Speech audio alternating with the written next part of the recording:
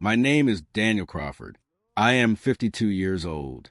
And at 52, I never expected to become the villain in my own son's story. 3 years ago, I lost Margaret, my wife of 28 years, to cancer. Since then, I have been raising our 26-year-old son, Nathan, alone, though raising might be a generous word for what was actually happening. Nathan had been living rent-free in my house, eating my food, dating his girlfriend Lauren, and contributing nothing but complaints about my expectations. On Nathan's 26th birthday, I stood in my kitchen holding a chocolate cake I had baked myself and a small velvet box containing my father's vintage watch. The watch had been passed down through 3 generations of Crawford men. Each one had earned it through hard work and responsibility. I planned to give it to Nathan as a symbol that he was finally becoming a man worth trusting with a family legacy. The April evening was perfect for a backyard party. I could hear laughter drifting through the sliding glass door as Nathan's friends Tyler and Marcus cracked jokes around the grill. Lauren sat at the patio table scrolling through her phone with the practiced indifference of someone who would rather be anywhere else. The smell of burgers mixed with the music I had bought a new speaker system for, loud enough to carry over the fence. I balanced the cake carefully, trying not to smudge the happy 26 Nathan I had piped in blue frosting. Under my right arm, the watch box felt heavier than it should have, weighted with decades of tradition and hope. Please subscribe and like this video and listen to my story till the end, and let me know which city you are listening from. That way, I can see how far my story has traveled. Through the glass, I watched Nathan flip burgers with the casual confidence of someone who had never once worried about paying for the propane. That is, when I heard Tyler's voice cut through the music. Man, your dad went all out. New speaker system, top shelf drinks, even got catering for the appetizers. Nathan's response came smooth and dismissive, a tone I had grown to recognize over the past year. Yeah, well, he is trying to buy my affection as usual. Thinks money fixes everything. The words hit me like cold water. I froze. My fingers tightened around the cake plate until the cardboard flexed. Marcus chimed in with a laugh. At least he cares. My old man barely calls. Nathan did not miss a beat. I am tired of him breathing down my neck about getting a job, moving out, taking responsibility. Like he does not understand how hard things are right now. I watched him gesture with his drink, his friends nodding sympathetically as if supporting a 26-year-old man living entirely off his father's generosity was some kind of noble cause. Then came the line that split my life in half. Honestly, the best gift he could give me is to disappear from my life forever. Said casually, almost lazily, like he was commenting on the weather. Tyler laughed. Marcus shook his head with a smirk. Lauren looked up from her phone long enough to say, "You could always move out." Nathan shot back. With what money? He controls everything. Acts like I am still a kid. More laughter. I stood there rooted to the spot, the cool metal of the door handle against my fingertips. 26 years of birthdays, baseball games, homework help, and hospital visits, reduced to a punchline. The son I had supported through college dropouts, job losses, and relationship drama wanted me gone. I took one slow step back from the door, careful not to make a sound. The cake tilted slightly. I steadied it just in time. The velvet box under my arm felt like it weighed 100 pounds. I set both items down on the kitchen counter and stood in the darkness, listening to the hum of the refrigerator. Outside, Nathan was telling another story. Something about me embarrassing him last month. The laughter rose again. Cruel and careless. I looked at my reflection in the microwave door. The man staring back had narrowed eyes and a set jaw I did not recognize. This was not anger exactly. It was something colder, clearer, like the click of a gear sliding into place. For 3 years since Margaret died, I had been trying to fill the void in our family by being both mother and father to a grown man who should have been taking care of himself. I had convinced myself that patience and generosity would eventually guide him toward responsibility. I had been wrong. Nathan wanted me to disappear from his life forever.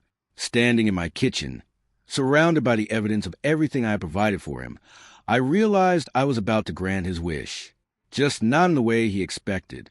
The digital clock on the microwave read 6:42 in the evening. By 7:45, Police lights would be flashing across my yard, and everything would change. Weeping, I did not go back outside that night. Instead, I climbed the stairs to my bedroom and sat on the edge of the bed, staring at the watch box on my dresser. My father's voice echoed in my memory. A man's time is the only thing he cannot buy back, so spend it on what matters. I had spent 26 years of my time on Nathan. Now he wanted me gone. The engineer in me took over.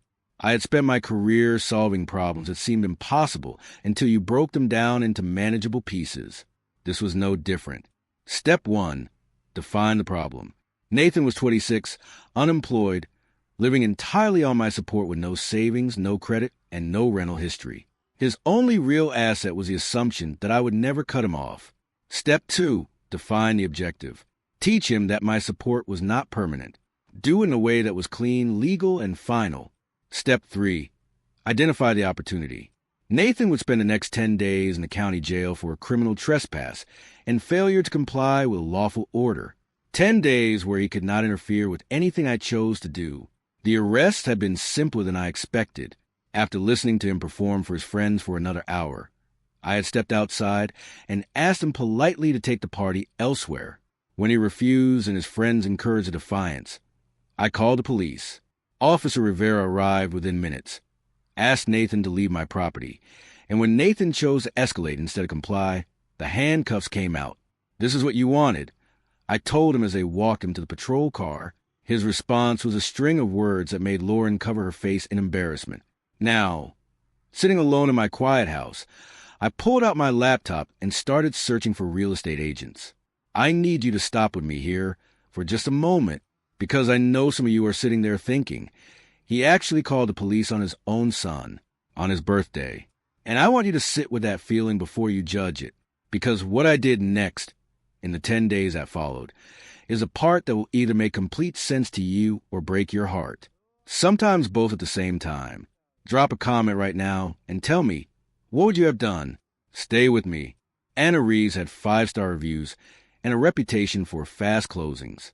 Her profile photo showed a woman in a sharp suit with the kind of smile that meant business. I called her office first thing Monday morning. "Mr. Crawford, you're looking to sell quickly? Within a week if possible." Her tone shifted to professional excitement of someone who sensed both urgency and commission. "That is ambitious but not impossible. Tell me about the property." I gave her the basics. 3-bedroom, 2-bath, updated kitchen, hardwood floors throughout, detached garage, well maintained because I had done most of the work myself over the years. "This will show beautifully," she said after walking through that afternoon. "You have taken excellent care of it. If we list at $385,000, I expect strong interest." Listed at $390,000, I said, "If we get a cash offer and can close within 7 days, I will add $5,000 to your commission."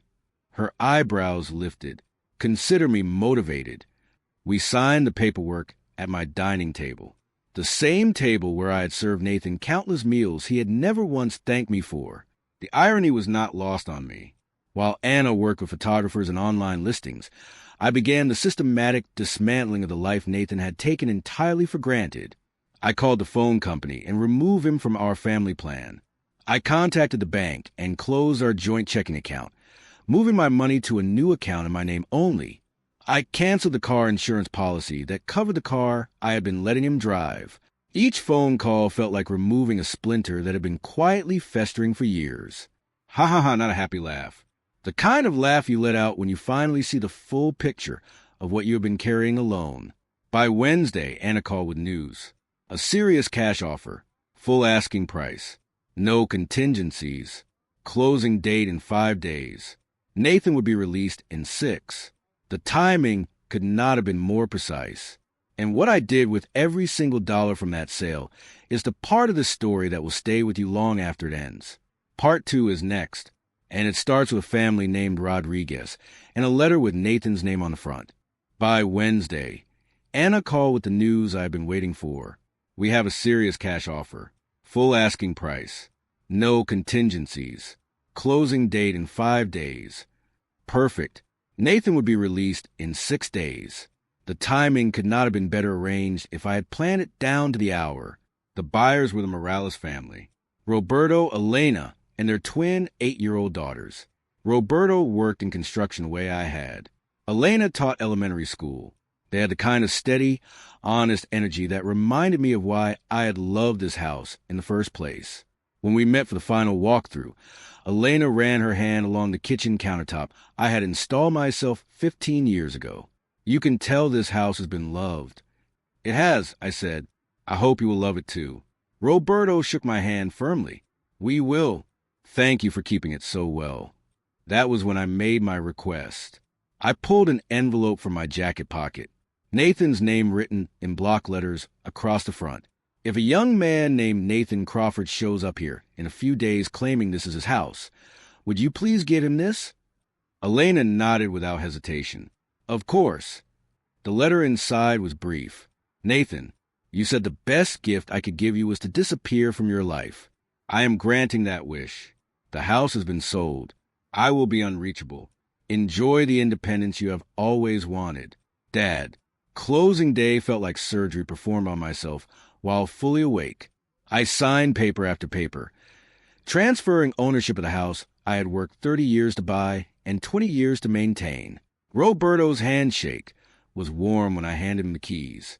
Elena's eyes had that look people get when they have been saving for something that seemed bigger than their circumstances, and suddenly the circumstances fit. The sale check was substantial, more money than Nathan had ever seen in his life, money he had assumed would eventually be his. Instead, I drove straight to my lawyer's office and had him set up a trust fund for Connor, Nathan's 5-year-old son, my grandson, the little boy who deserved a future that could not be gambled away or taken for granted. The entire proceeds from the house sale went into that trust, with specific instructions. Connor could access the money for education, a first home down payment, or starting a business, but only after demonstrating that he understood the value of work and responsibility. Nathan's name appeared nowhere in the trust documents. That evening, I checked into a motel across town and waited.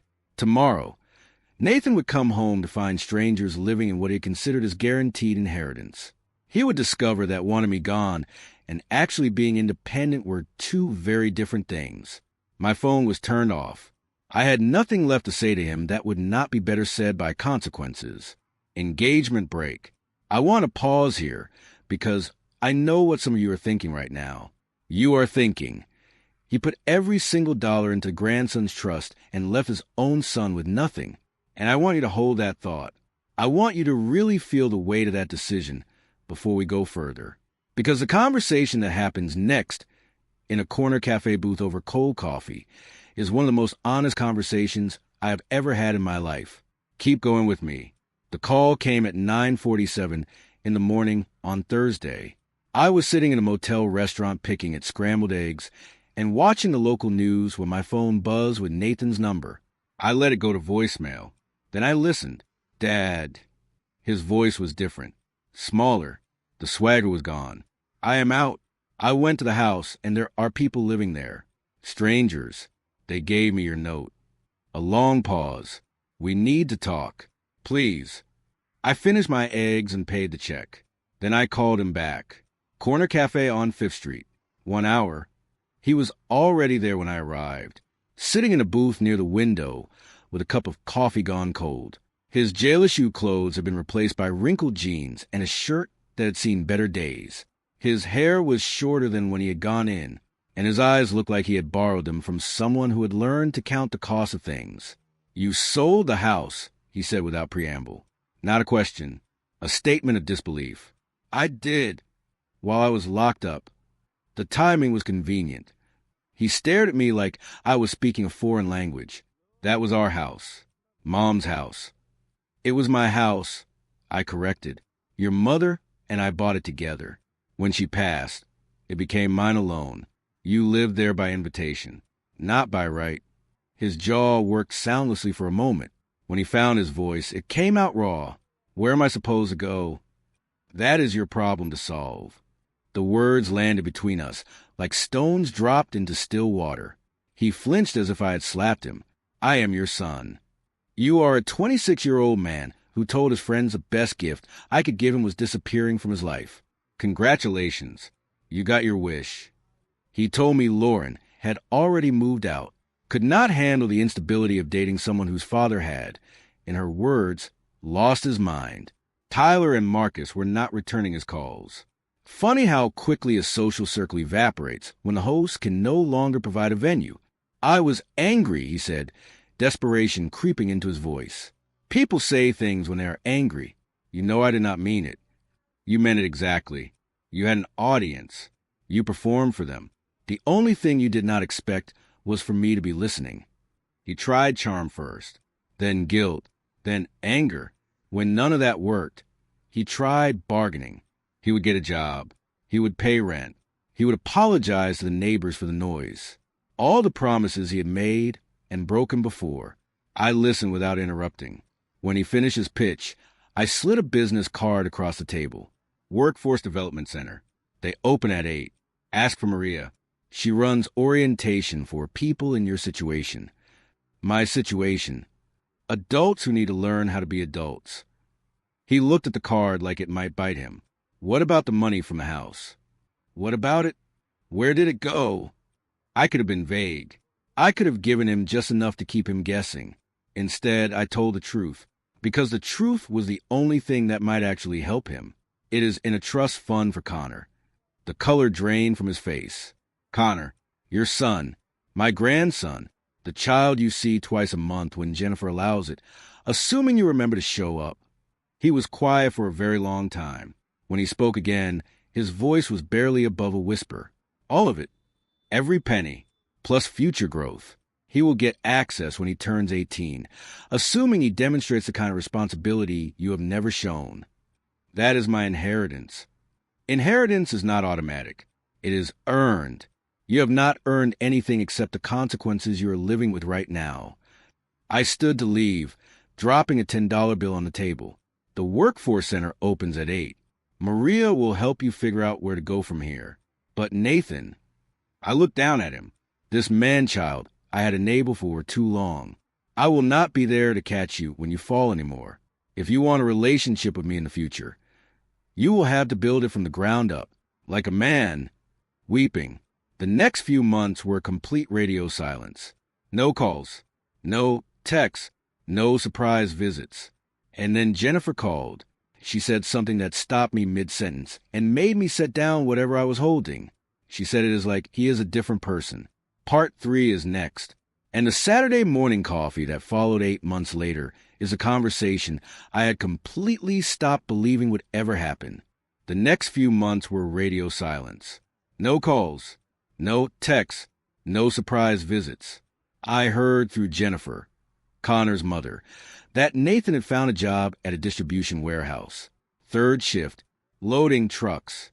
He was living in a room above a convenience store, paying weekly rent. It was not much, but it was his. Jennifer also mentioned that he had started showing up for his scheduled visits with Connor, on time, sober, present. It is like he is a different person, she said during one of our brief conversations about custody arrangements. Connor actually looks forward to seeing him now. That was when I knew the lesson was starting to take hold, not because Nathan had called to thank me, not because he had suddenly become the son I had always hoped for, but because he was finally becoming a father that Connor could respect. The warehouse promoted him to forklift operator after 3 months. Steady hours, better pay, health insurance, small steps, but they were his steps. No one else's name on the paychecks. No one else making his decisions for him. 6 months after I had sold the house, my phone finally rang with his number. This time, I answered, Dad. The voice was different again, steadier. I know you do not owe me anything, but I was wondering if you might want to get coffee sometime, just to talk. I looked out the window of my small apartment across town, watching strangers live their lives in a neighborhood that used to be mine. Corner Cafe, I said, Saturday at 10. I will be there. And for the first time in years, I believed that he would be too. Saturday came with a kind of October chill that makes coffee taste like something close to salvation. I arrived at the corner cafe 10 minutes early. claiming the same booth where we had had our confrontation 6 months before. The symbolism was not lost on me. Nathan walked in at exactly 10 o'clock. Not 5 minutes late the way the old Nathan would have been, testing boundaries and assuming forgiveness was automatic. He moved differently now. Shoulders back, but not cocky. Eyes alert, but not defensive. The warehouse had put muscle on his frame and purpose in his step. "Thanks for coming," he said, sliding into the booth across from me. "You asked? I figured you had earned the courtesy of an answer." We ordered coffee, black for both of us. When it arrived, he wrapped both hands around the mug like he was trying to warm more than just his fingers. "I owe you an apology," he began. "No, you do not." He looked surprised. "I said terrible things. You said honest things. That was the problem. You honestly believed I was your personal bank account with legs. You honestly thought you could treat me like a burden and I would keep paying your bills. The apology I need is not for your words, Nathan. It is for your choices." He nodded slowly.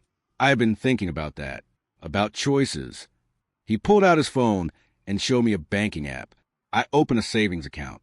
Put away $40 every week since I started the job. I looked at the balance. $280. Not much by most standards. But for someone who had never saved a single dollar in his life, it was a fortune in discipline. "It is not much," he said.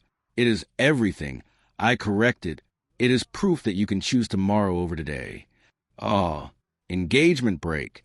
$280. That is what I was looking at on that screen. And I want you to understand why that number meant more to me than any amount I had ever spent on that boy. Because it was not my money. It was not a gift. It was not borrowed from anyone. It was earned and set aside by a man who was finally learning that the future is worth protecting. If you have ever watched someone you love start to turn their life around, you know exactly what that coffee felt like. Drop a comment.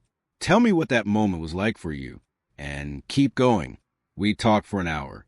He told me about the warehouse, about his supervisor, Greg, who did not take excuses and did not give second chances, about a co-worker named Janet, who had been there 12 years and still showed up every night like it mattered.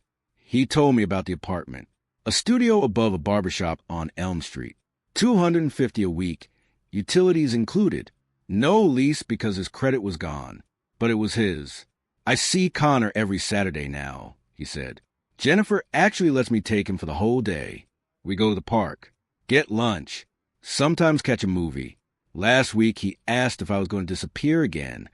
What did you tell him?" I told him I was learning how to stay. The conversation turned to practicalities. His car had been repossessed, but the city bus ran a route from his apartment to the warehouse. He had signed up for night classes at the community college, basic accounting. The goal was to move into warehouse management. Eventually, maybe run his own crew. "I know you put the house money in trust for Connor," he said. "Jennifer told me. I want you to know, I think that was the right call." I studied his face for signs of performance. The old Nathan trying to say what he thought I wanted to hear. I found none. "Do you really believe that? Or are you just trying to get back in my good graces?" He gave a slight smile. "Both. I am trying to get back in your good graces by actually becoming someone worthy of them. And yes, I think it was the right call. Connor deserves better than what I would have done with that money 2 years ago. 2 years ago, he was already measuring time in terms of who he used to be versus who he was becoming. That was progress. I would like to start contributing to the trust myself," he continued. $25 a week to start. More when I get promoted. I know it is not much, but it is not about the amount. He pulled out a notebook, pages filled with his handwriting, budget calculations, work schedules, savings targets. The old Nathan had never owned a notebook, much less used one to plan beyond the weekend. "I have been tracking everything," he said. "Rent, food, bus fare, laundry. Turns out when you are paying attention, money has rules. Follow the rules and it behaves. Break them and it disappears. Your mother tried to teach you that when you were 16. I was not ready to learn it then. I thought I was entitled to have someone else follow the rules for me." We finished our coffee and walked outside together. The autumn air was sharp and clean. For the first time in months, I felt like I was talking to my son instead of a stranger wearing his face. Dad. He stopped at the corner where our paths would diverge. I know I do not have a right to ask this, but would you consider having dinner with Connor and me sometime? Nothing fancy. Maybe pizza. I just wanted to see that we can be in the same room without one of us leaving angry. I looked at this man who used to be my boy, who had learned to stand on his own by falling hard enough to remember the impact. The answer came easier than I had expected. Saturday after next, Mario's Pizza on 4th Street, 6 o'clock. His smile was small, but genuine. We will be there. As he walked away, I noticed he did not look back. That was new, too. The old Nathan would have turned around, checking to see if I was watching. If I approved, this Nathan just walked toward his bus stop with the steady gait of a man who had somewhere to be and intended to get there on time. Mario's Pizza became a monthly tradition, and 6 months after that first dinner, something happened that I had completely stopped expecting. Nathan called me on a Tuesday evening, which was unusual, and said those 3 words I had been waiting 2 years to hear. Dad, I have news. Part 4 is next. And what came out of that Tuesday phone call led to a Saturday morning at my kitchen table with a manila envelope and a cashier's check that changed the shape of everything. Mario's Pizza turned into a monthly tradition. Nothing dramatic, just 3 generations of Crawford men sharing pepperoni and learning how to be comfortable in each other's company. Connor, now 6, had developed the habit of asking direct questions that cut through adult pretense like a blade. Why do you not live with Grandpa anymore, Dad?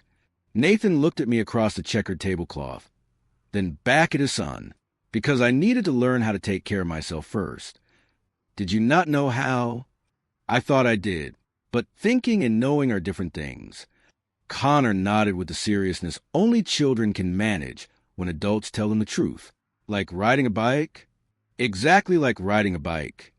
Ha ha ha, out of the mouths of children. Spring arrived with Nathan's promotion to shift supervisor. The warehouse had offered him day management training. Better pay, but also night school 3 evenings a week. He called to tell me about it. Not asking for advice, but sharing news the way adults do when they respect each other enough to include them in their decisions. Jennifer says Connor talks about you all the time. He mentioned during one of our Saturday coffee meetings. Grandpa this, Grandpa that. She thinks it is good for him to see what steady looks like. Steady. That was a new word in Nathan's vocabulary. 6 months earlier, he had talked about wanting to be successful, rich, admired. Now he aspired to consistency. The change was profound in its simplicity. I have been thinking about the watch, he said one Saturday in May. I set down my coffee cup. What about it? I know it is supposed to go from father to son. I know Grandpa gave it to you, and you probably plan to give it to me someday. I did. I do not want it.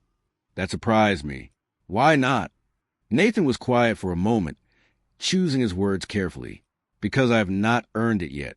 Maybe I never will, but Connor might, when he is older, when he has proven he understands what it represents. And what does it represent? Time well spent, promises kept, showing up when you say you will. I nodded slowly. That is exactly what it represents. Then keep it safe until he is ready. Do not give it to me just because I am next in line. Give it to whoever earns it. That conversation stayed with me for weeks. The old Nathan would have demanded the watch as his birthright, seen it as something owed to him. This Nathan understood that some gifts have to be earned, not inherited. Engagement break. A grown man, sitting across from his father, looking him in the eye and saying, do not give it to me because I have not earned it yet. I want you to feel that. Because this is the same young man who 6 months earlier could not be bothered to say thank you for a meal I put on his table. If you have ever watched someone find their character, really find it, drop a comment right now. Because the Tuesday phone call that comes next is the one I had genuinely stopped believing would ever arrive. In June, I made a decision that had been building for months. I bought a small house 20 minutes outside town. Nothing fancy. 2 bedrooms and a workshop in the garage where I could build furniture with my hands again. I did not tell Nathan about it immediately. I wanted to see whether the changes in him would last. whether his newfound responsibility was genuine or just another performance designed to win back my approval. For 3 months, I watched and waited. He was promoted again in August, assistant warehouse manager. The pay increase meant he could afford a better apartment. Instead, he stayed in his studio above the barber shop and increased his contributions to Connor's trust to $50 a week. Why? I asked during one of our monthly dinners. Because I spent 26 years taking from that boy's future. Now I get to put something back. In September, a storm came through and shut the warehouse down for 3 days. 3 days of lost pay. I half expected Nathan to call asking for help with rent. He did not. Instead, he picked up shifts at a moving company, loading trucks in the rain for cash. When I heard about it from Jennifer, who had seen him working on her street, I felt something I had not experienced in years regarding my son. Pride. October brought an unexpected test. Lauren called Nathan out of the blue, claiming she wanted to reconcile. She had broken up with someone new and was living back with her parents. The old Nathan would have jumped at the chance. The new Nathan met her for coffee and listened to her pitch. Then he went home to his studio apartment and called me. Lauren wanted to get back together. He said, without preamble, "What did you tell her?" I told her I am not the same person she dated before. I told her I work nights, live in a studio apartment, and spend my free time with my son or at the library studying. I told her if she wants to get to know who I am now, she is welcome to try. But I am not going back to being who I was. And she said that was not the Nathan she fell in love with. What did you say to that? I told her she was right. That Nathan was a boy pretending to be a man. This Nathan is a man learning how to be better. I sat with that for a long moment after we hung up. 2 weeks later, I invited Nathan to see the new house. He arrived on a Saturday morning, carrying coffee and pastries from the bakery near his apartment. We walked through the rooms together. I showed him the workshop, where I had started building a rocking chair for Connor. "It is perfect for you," he said, running his hand along the kitchen counter. I had refinished myself. "Feels like home." "It is home. First place that has been truly mine since your mother died." We sat on the back porch drinking coffee, watching squirrels raid the bird feeder I had not yet gotten around protecting. "Dad." Nathan's voice was careful, like he was testing the weight of words before letting them go. "I know I do not have the right to ask for forgiveness. I know sorry does not fix the years I wasted or the things I said. But I want you to know I am grateful." "For what?" "For loving me enough to let me fall." Weeping. 3 months later, Nathan called on a Tuesday evening. His voice had something in it I had not heard in years, a mix of nerves and genuine excitement. He had news, good news. And what he asked me for, not demanded, not assumed, but asked for, with a plan and a notebook full of calculations, led to a Saturday morning at my kitchen table that I think about every single time I look at that watch. Part 5 is the last part, and it is the one I wrote this whole story to tell. 3 months later, Nathan called me on a Tuesday evening. Midweek calls were unusual. Our conversations had settled into a predictable rhythm by then. Saturday coffee, monthly dinners, holiday gatherings. A Tuesday call typically meant something had happened. "Dad, I have some news. Good news, I think." "Tell me." "The warehouse is promoting me to day shift operations manager. Salary instead of hourly. Health insurance. 2 weeks of vacation." I set down the book I had been reading. "Nathan, that is wonderful. There is more." A pause. I had been looking at houses. Nothing fancy. Just a small place with a yard where Connor can play when he visits. I found one I can afford, but I need to come up with a down payment. Here it was, the moment I had been waiting for, without quite realizing I was waiting for it. Nathan asking for money, but not as the entitled boy who had assumed my wallet was always open, as a man who had earned the right to ask. "How much do you need?" $15,000. "I know it is a lot. I can pay you back over time with interest. I have got all planned out." Nathan, "Yes." "Come over Saturday morning. Early. There is something we need to discuss." Saturday morning brought Nathan to my door at 8 sharp. Carrying coffee and wearing the kind of nervous energy that comes with decisions that actually matter. I led him to the kitchen and set a manila envelope on the table between us. "What is this?" "Open it." Inside was a cashier's check for $20,000 and a single sheet of paper.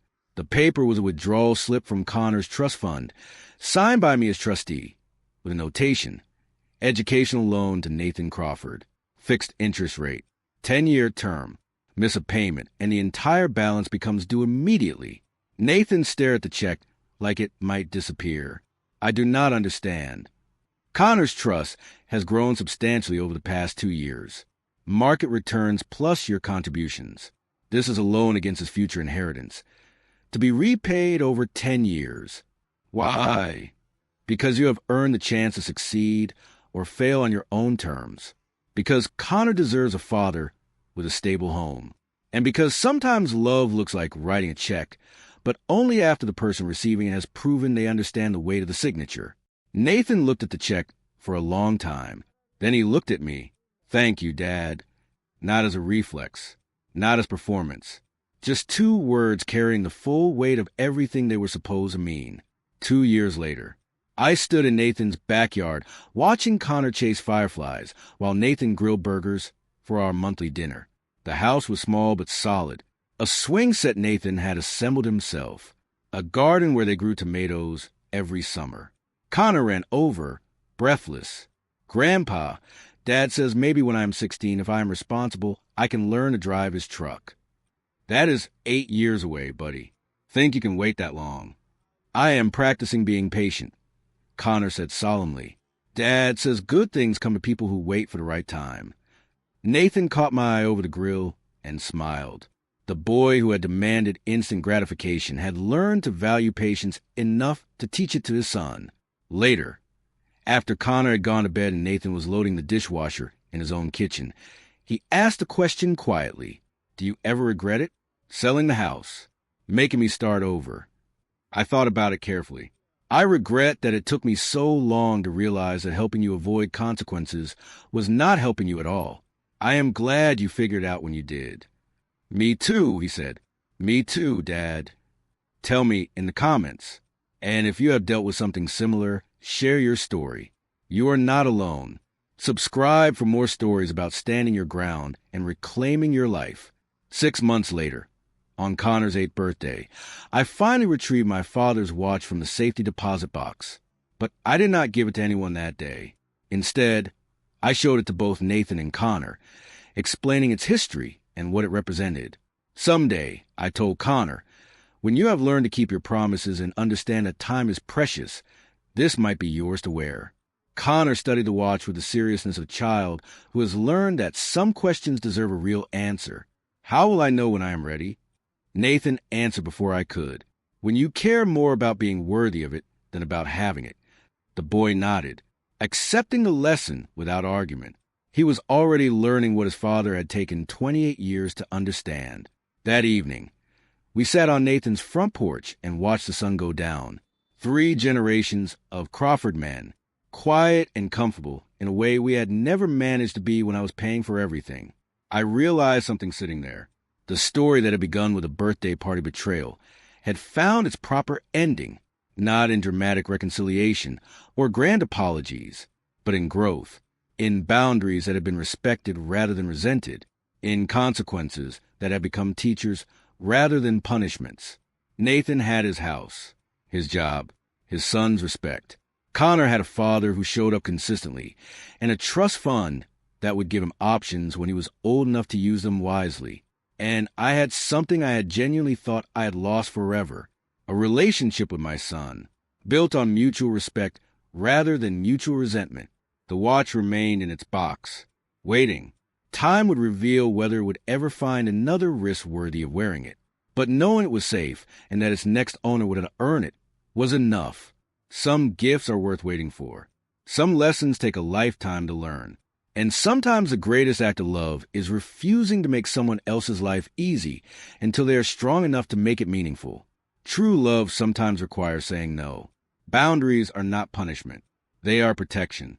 When we stop rescuing people from consequences, we give them the chance to rescue themselves. The greatest gift a parent can give is not shelter from the storm. It is the strength to weather it alone. And if you are a parent watching someone you love drift further from who they could be, if you are the person always catching someone who never seems to land, I want you to know something. Letting go is not giving up. Sometimes it is the only way to give them the chance they actually need. Thank you for staying with me through every part of this story. If it moved something in you, share it with someone who needs to hear it. And if you are still here all the way to this moment, you already know why this story mattered.